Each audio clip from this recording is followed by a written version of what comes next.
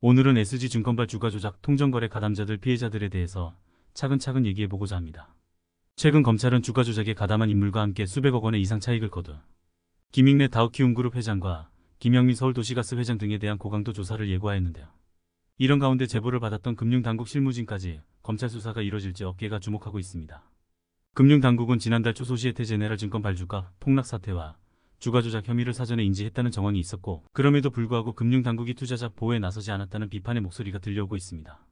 금융위원회는 지난달 초 삼천리 다우데이터, 하림지주, 대성홀딩스, 세방성광, 서울가스, 다울투자증권 등 8개 종목에 대한 언론사 제보 등으로 이번 사건 징후를 처음 인지한 것으로 알려졌습니다.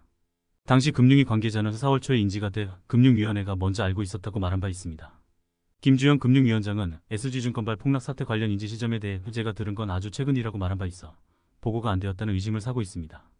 즉 SG증권발 매물 폭탄에 연일 급락세를 탔던 8개 종목 중 상당수에 대해 시장에서는 작년부터 이미 작전서를 의심하는 목소리가 나왔지만 금융위 인지 시점이 너무 늦었다고 지적하는 목소리가 매우 큽니다. 이에 대해서는 검찰의 수사가 나올 것으로 보입니다. 그렇다면 이번 사태가 어떻게 발생했는지, 주가 조작은 어떻게 이루어졌는지 알아볼까요? 오늘은 라더견 대표에 주목해보겠습니다. 2016년 지인들과 함께 소규모 투자회사를 세운 라더견 대표는 다단계 방식을 적용해 덩치를 키웠습니다.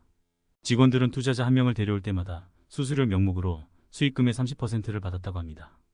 회원 중 일부도 수수료를 받고 투자자를 모집을 알선했다고 전해지는데요. 라 대표는 투자자들한테 중간중간 수익금을 정산해주며 신뢰를 쌓았고, 실제 수익을 본 피해자들이 다른 지인에게 권해 다단계 형태로 투자자가 대거 모였다고 전해집니다.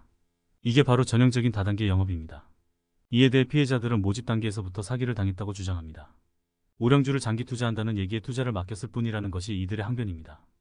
더 구체적으로는 상담한 피해자 전원이 차익결제거래 CFD 계좌를 이용해 레버리지 거래를 한다는 걸 인식하지 못했다고 하고, 피해자들이 투자금을 건네준 시점 이후에 CFD 계좌를 이용해 레버리지 거래를 일으켜 손해를 발생시킨 시점에 이미 주가조작 일당의 사기죄, 업무상 배임죄의 범행이 이뤄졌다고 주장합니다. 다만 피해자라고 주장하는 사람들 중에서도 투자 권유를 통해 주가조작 세력이 자금을 유치하는 것을 도왔다면 주가조작의 공범 내지 방조범이 될 수도 있습니다.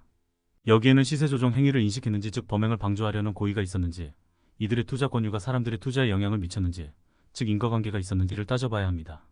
가수 임창정을 비롯한 연예인들이 투자를 독려하는 듯한 행위를 한 것은 그것만으로 문제가 있지는 않고, 라더견 대표가 주가조작 범행을 할 수도 있다는 점, 주가조작을 의심할 수 있는 정황이 있었는데도 만연히 투자 독려를 했고, 이런 독려행위 때문에 다른 피해자가 투자를 했다면 방조의 고의가 있다고 판단될 수 있습니다.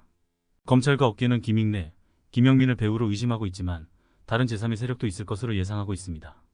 여러분들은 이런 사건에 연루되지 않는 것이 최선입니다. 피해자가 안 되는 것이 최선이지요. 그렇게 하려면 어떻게 해야 할까요? 테라루나 사태의 핵심은 테라를 맡기면 20%의 이자를 주겠다는 마케팅을 의심하지 않아서 발생했다고 봅니다. 모든 사기, 모든 다단계는 인간의 욕망에 기반하고 있고, 특히 다단계가 얽히면 규모가 커지게 됩니다. 조심 또 조심해도 피해를 당할 수 있지만 과욕이 모든 사태의 원흉이라는 것을 명심해야 합니다. 오늘은 여기까지입니다. 오늘 이야기가 도움이 되셨다면 좋아요, 구독, 댓글 부탁드립니다. 여러분이 컴퓨터, 법, 스타트업에 대해서 올바른 지식과 생각을 쌓아갈 수 있도록 돕고 싶은 컨텐츠였습니다.